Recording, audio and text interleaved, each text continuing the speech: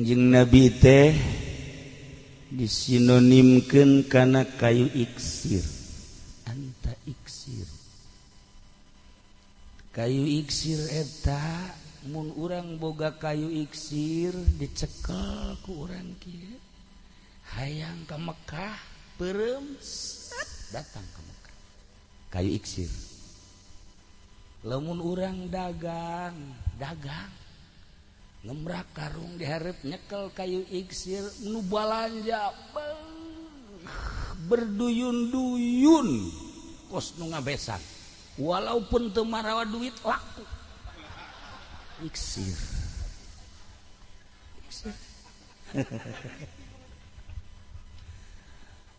Urang lamun hayang ka awewe nu tadi didongengkeun ku kiai nu geulis teh hayang ka awewe itu beak geus gelis tah. Hajuk Haji Pendi mah tanpa tukang-tukang tah.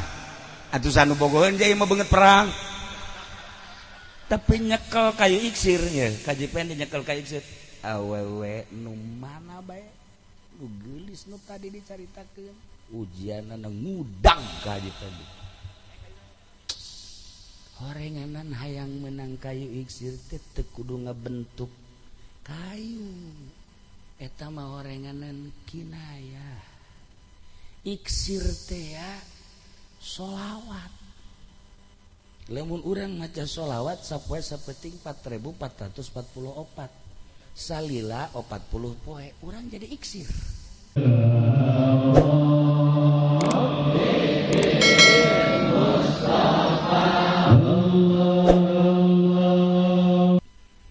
Alhamdulillah urang kumpul di dieu lantaran aya nur ilahi cahaya Gusti nu ditransfer ku junjunan alam Kangjeng Nabi urang Kangjeng Nabi Muhammad sallallahu alaihi wasallam terus nyorot sinar Kangjeng teh ka urang. Lamun cacak-cacak eueuh sinar Kangjeng Nabian moal daek diuk moal daek peuting-peuting kieu ngahiji ngari ieu jelema rebuan aya sinar Kangjeng Nabi ya. Sedengkeun lamun aya sinar ilahi sinar Kangjeng Nabi moal dikanarakakeun moal pasti ka sorga kecuali kula menta ka Gusti nu hiji maksudna heula pending sinar Kangjeng Nabi nyorot ka urang masya Allah ngadengikeun qori kalam ilahi ngadengikeun mauizah hasanah tadi ti Kiai nu di Cipocok urayan-urayan hadis urayan kalam Allah kene tambah ku qori nu tadi hampir akur jeung suara Haji Pendi. Lamun dimusabakohkeun tadi tu Bagus Fikri jeung tu Bagus Haji Pendi. Haji Pendi tetap nomor 2. Mun duaan bae. Tetap nomor 2. Peserta duaan. Pesertana duaan nyanana nomor 2. Lamun dimusabakohkeun jeung Haji Sulaiman ye nu ditukang ye abuya urang. Tetap Haji Pendi nomor 2 bae. Di semua bisa nomor 2 baik kula Yurina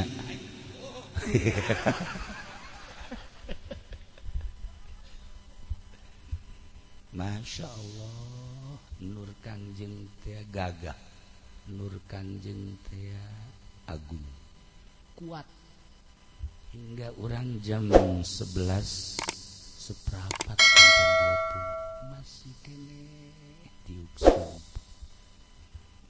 lantaran Kangjeng Nabi mah anta syamsun anta badrun anta nurun fauqa nurin anta iksiru wa ghalib anta misbahus sudur.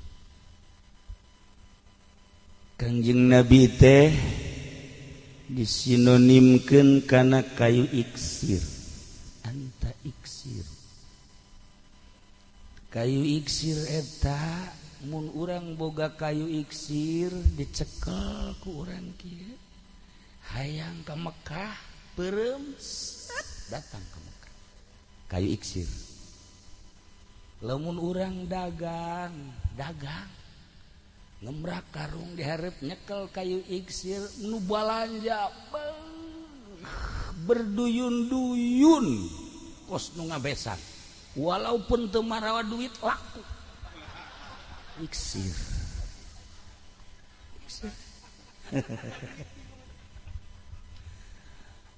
Urang lamun hayang ka awewe nu tadi didongengkeun ku kiai nu geulis teh hayang ka awewe itu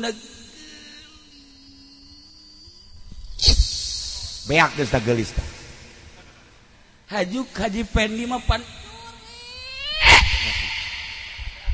tanpa tukang-tukang tah atusan nu bogoheun jadi mah beungeut perang tapi nyekel kayu iksir nya haji pendi nyekel kayu iksir awewe nu mana bae nu geulis nu tadi dicaritakeun ujianna ngudang ka haji pendi ngudag teh maksudnya naon ngudag iksir anta iksir masya Allah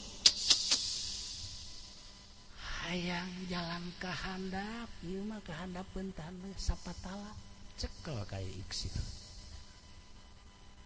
langsung urang di mana maksud ketinggeun taneuh 3 kali tek langsung ke handap iksir. Pernah aja pengen nurutannya nah cekel ngaji kayak iksir boleh langsung diketik cek set ke handap kalau henteu ka mana henteu ya nasibna sarua jeung di Palu lah gitu eueuh kuburanana iksir iksir hayang napak sancang di laut iksir hayang hiber ka luhur iksir anta iksir masya Allah moal dipuat didinya anta syamsun anta badrun anta nurun fauqa nurin anta misbahus anta iksir masya Allah. Lamun Jokowi hayang menang hajunya nyekel kayu iksir selesai. Prabowo hayang menang nyekel kayu iksir selesai. Dua nana nyekel ngadu tinjunya iksir anta iksir iya iksir geus urang lamun jaritakeun kayu iksir hese sebab eta mah geus istimewana luar biasa ngan ku hari mah ye nu dicaritakeun ieu teh kumaha carana hayang meunang kayu iksir sakitu. Lamun awewe rangda nyekel kayu iksir geus pokona hayang kana kumaha cenah ieu mah nini umur 90 tahun pokona mah henteu pandang umur pasti engke lawan lagi Haji Pendi deui iksir iksir anta iksir masyaallah. Aya hiji jelema ngaranna Saifuddin di zaman kewalian ngarobrol murid jeung wali cek wali aya ieu saha tanu diajak ku maneh ieu tatangga kula ustad saha ngaranna waduh hebat ya teh mama ngaranna teh Saifuddin artina pedang agama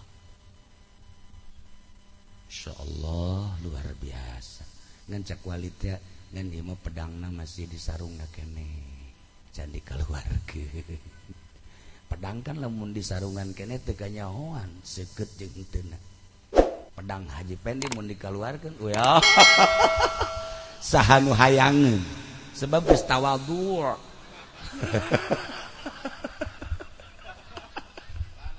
Atuh jangan mah ku pamajikan lagi geus diusir. Geus teu hayang ai malos, diajakan ku kula ka mamana ge ka Bandung, ka Banjar, ka Jawa.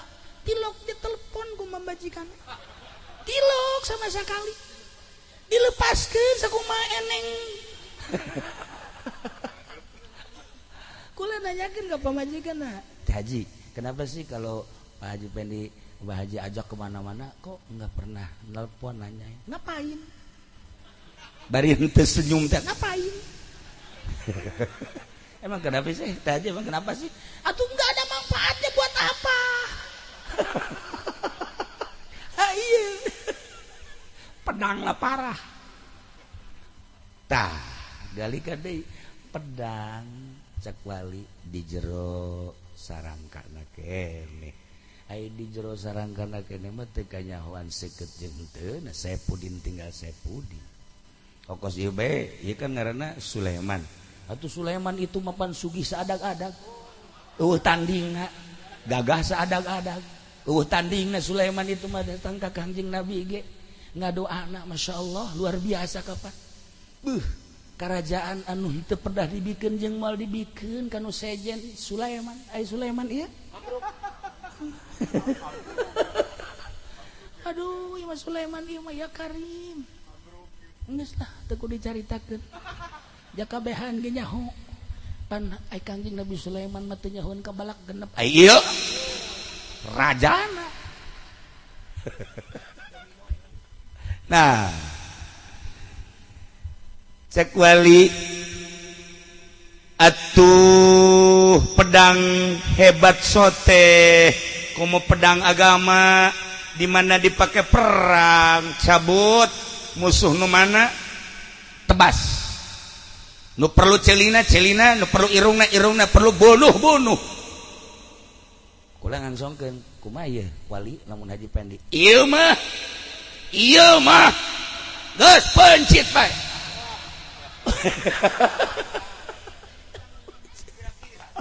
Geus manfaatna.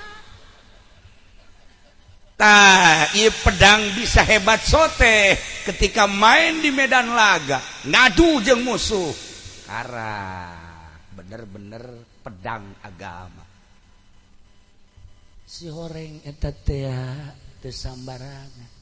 Nu jadi pedang agama teh kiai, nu jadi pedang agama teh ustad, nu jadi pedang agama teh santri, nu jadi pedang agama teh lurah, nu jadi pedang agama teh pedagang, nu jadi pedang agama teh eta pemerintah eta pedang-pedang agama. Tah, kehebatan pedang agama rek santri, rek ustad, rek kiai, rek presiden, rek menteri, rek sahabat main di medan laga kanyahoan pedangna istimewa bisa numbangkeun musuh-musuh Allah eta Saipudin. Hampura besi di dia anu ngaran Saipudin eta ge pedang agama sarua keneh ngan cangkangna. Pedang mah tinggal diporosotkeun bae coba calanana. Urang deuleu coba seukeut henteu. Saipudin.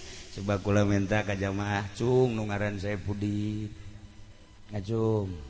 Mane nu ngaran Saipudin? Geus lah ulah kudu ngacung. Ieu mah diwakilan bae ku Haji Pendi. Ngacung. Ngacung. Maksudna ngacung ge lain leungeun. Pedang. Mal bisa geus tawadhu tuh geus kanyahoan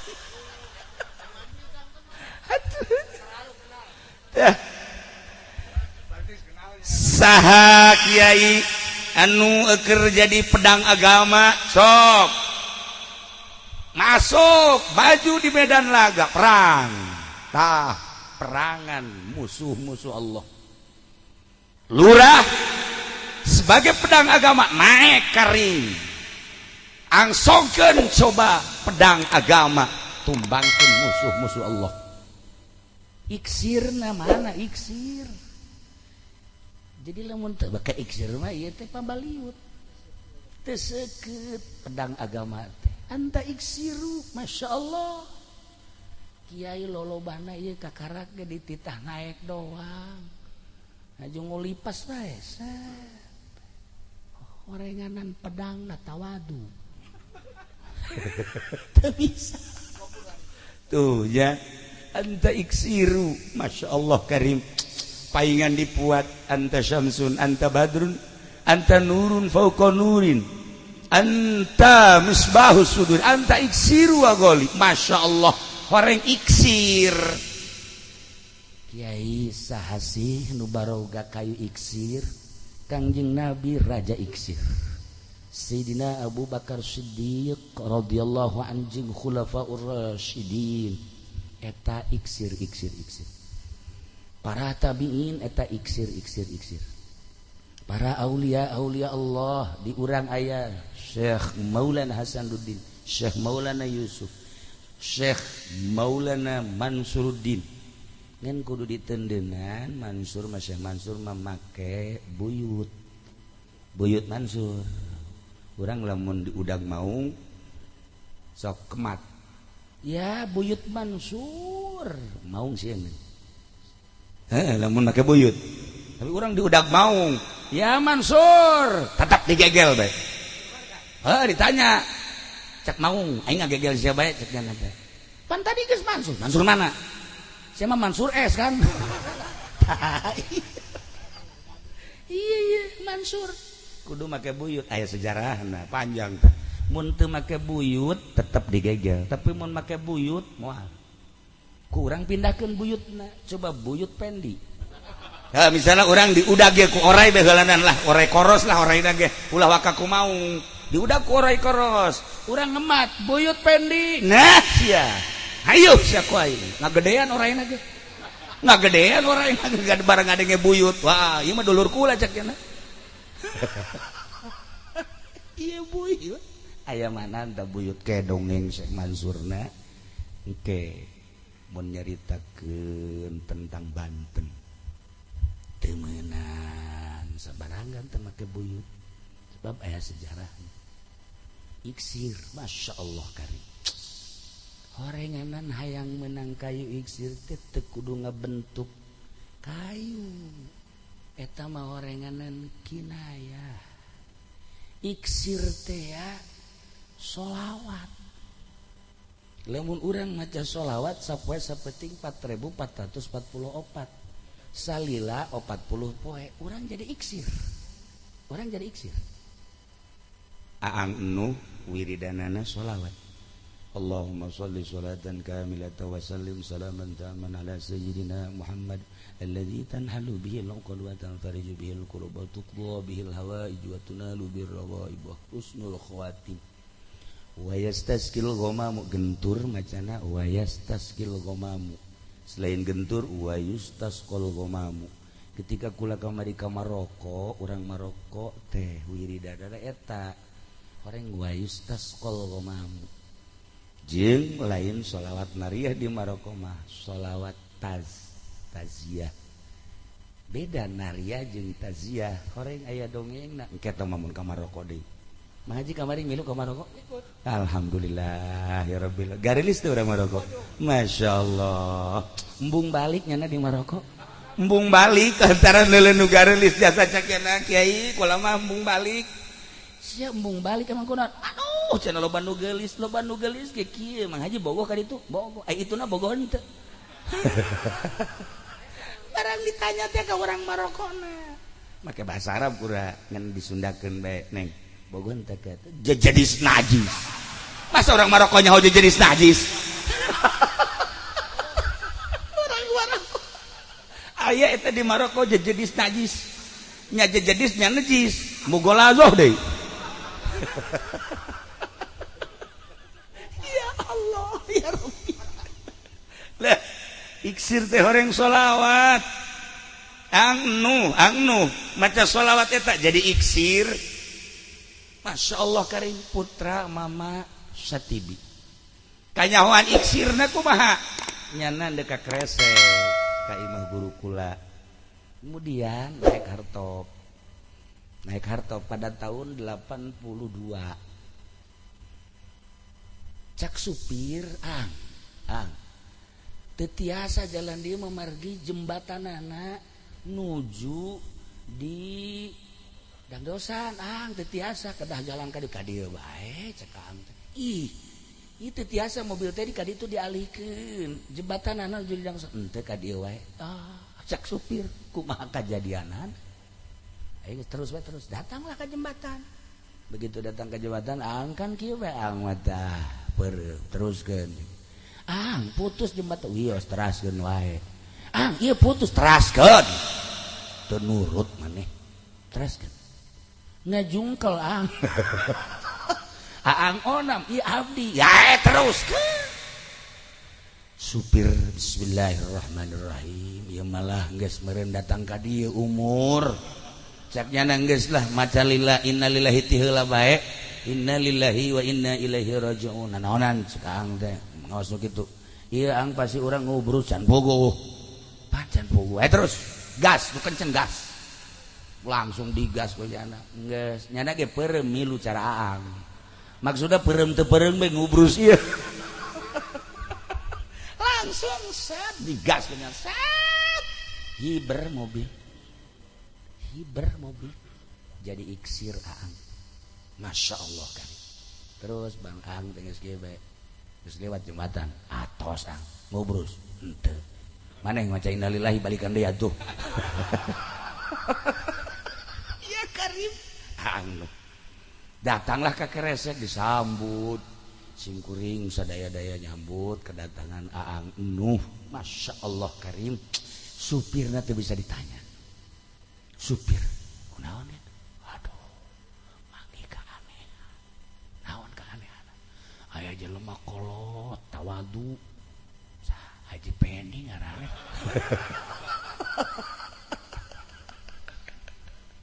aduh Gusti caritakeun sakumaha tadi nun teu ngap-ngapan panjang napas panjang ka bagi ya Allah ya Rabbi Gusti Allah agung ngan kamodelan Aang Nuh disambut ku santri sanggeus disambut langsung sasalaman jeung rerencanganana guru simkuring ajengan Abdullah disebut ajengan Uyeh langsung sasalaman ngajak ke kamar dituturkeun ku ajengan imam jadi ngobrolna di kamar teu kadenge ku kabehan orenganan nyaritakeun iksir Masya Allah tah lamun urang kuari bisa ngawirid sholawat sapoe sapeting 4444 salila 40 poe Haji Sulaiman jadi iksur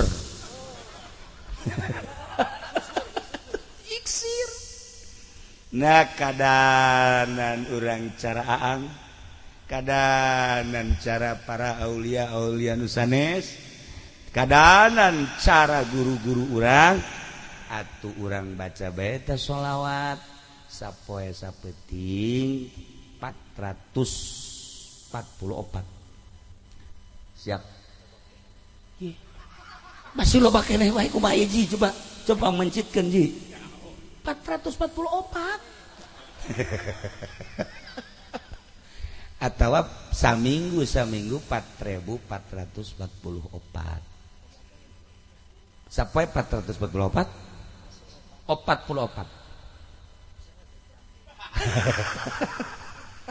geus jang Haji Pendi mah opat bae ngan diragakeun ka sumur iksir siapkeun tasbihna maca iksir maca sholawat Masya Allah jadi iksir urang ai kaistimewaan di dunia mah bisa hiber nampak sancang sapatala nyebrang mobil bisa hiber jeung sajabana lah sapira dunia bakal ditinggalkeun ketika diasupkeun ka neraka tiis moal panas. Jang nu maca. Jang nu maca sholawat.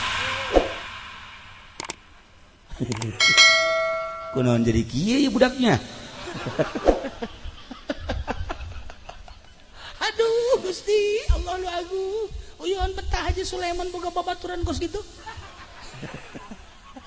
Iksir. Kurang sering baca sholawat. Diasupkeun ka neraka misalnya moal panas. Sebab kurang jadi iksir. Ya karim eta nu paling penting mah. Nu paling penting mah eta. Ketika diasupkeun ka neraka nya nama seserian. Seserian ditaranya ku gawa teh emang sia teu panas kitu cak cenah. Pan sia bisa teu panas kieu. Wallahu alam ya seuneu teu daekeun nyamber cenah ka aing mah. Keke boga rahasia naon? Sering maca sholawat waktu di duniana. Jadi teu panas. Pan atuh ka neraka. Atuh kudu maka surga sia. Kok bisa ka neraka? Ieu teh ya neuk nembongkeun sholawat kaistimewaanna asup ka neraka teu panas. Masya Allah karim. Guys, engke kula usul engke di akhirat di mahsyar ka malaikat penjaga neraka teh malaikat saha? Malaikat saha? Penjaga neraka. Penjaga neraka malaikat saha? Ayo cepat ke kula bacaan. Penjaga neraka. Ya Allah, penjaga neraka malaikat saha? Nah, geus wau. Berarti nya geus calon lah.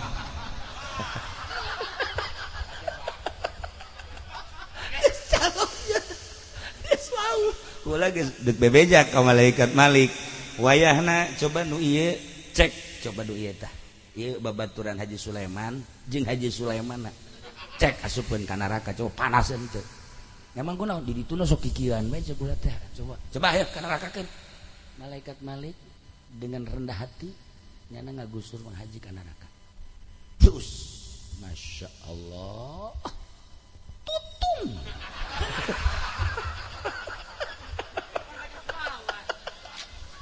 Tutung Allah Karim. Ih geheng makan leuwih ti tutung. Geheng. Teu wauheun malaikat Malik ya ieu saha sih aya aslina saha? Ayo wakula menyaritakeun kaistimewaan Kangjeng di sinonimkeun jeung kayu iksir. Nu kayu iksir teh seperti tadi istimewakeun diri urang supaya ulah panas jaga di akhirat.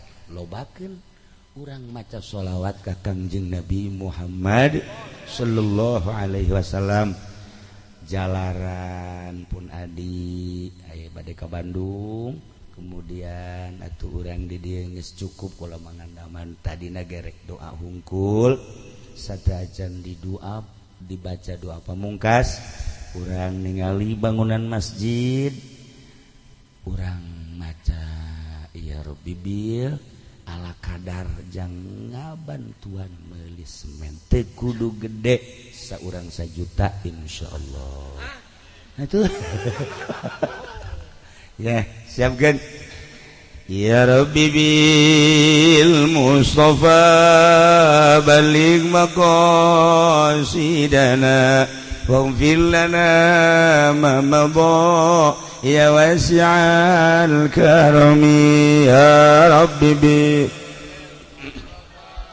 baligh maqasidana waghfir lana ma madha ya wasi'al karami Muhammadun sayyidul kaunaini wa thaqlaini wal fariqaini min ghurbi wa min ajami ya Rabbi bil Mustafa balligh maqasidana waghfir lana ma madha يا واسع الكرم هو الحبيب الذي ترجى شفاعته لكل هول من الأهوال مقتحم يا ربي بالمصطفى بلغ مقاصدنا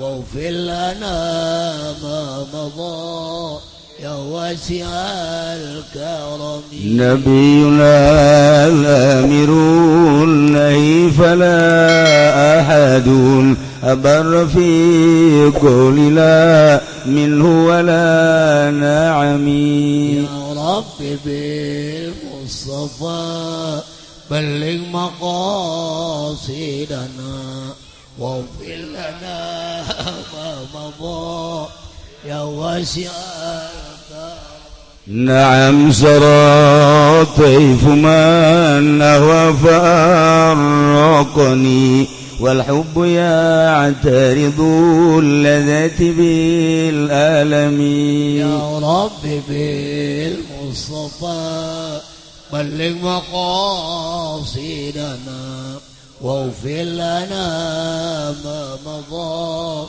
يا واسع الكرم من تذاكر جيران بذي سالمي مزجت دما جرى من مقلة بدمي يا رب بالمصطفى بلغ مقاصدنا واغفر لنا ما مضى يا واسع الكرم مولاي صل وسلم دائما أبدا على حبيبك خير الخلق كلهم يا رب بالمصطفى بلغ مقاصدنا واغفر لنا ما مضى يا واسع الكرم.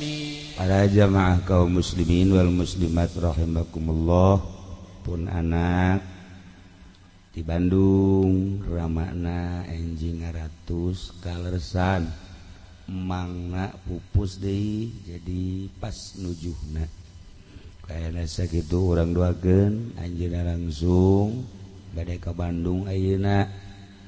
Mudah-mudahan aya dina kasalamatan niatan tayungan Gusti, mudah-mudahan di dituna aya dina kajembaran tiasa mulih deui ka dia kalawan salamet bi barakati ummil Quran al-Fatihah. Bismillahirrahmanirrahim. Alhamdulillahirabbil alamin arrahmanir rahim maliki yaumiddin iyyaka na'budu wa iyyaka nasta'in ihdinas siratal mustaqim siratal ladzina an'amta 'alaihim ghairil maghdubi 'alaihim waladdallin. Allahumma shalli wa sallim ala sayyidina Muhammadin fil awwalin wal akhirin wa barik wa sallim wa radiyallahu ta'ala an sadatina ashabi sayyidina Rasulillah ajma'in. Ya Allah ya Rabbal Alamin, Allahumma arham ummata Sayyidina Muhammad, Allahumma ajbur ummata Sayyidina Muhammad, Allahumma aslih ummata Sayyidina Muhammad, Allahumma farrij an ummati Sayyidina Muhammadin sallallahu alaihi wasallam.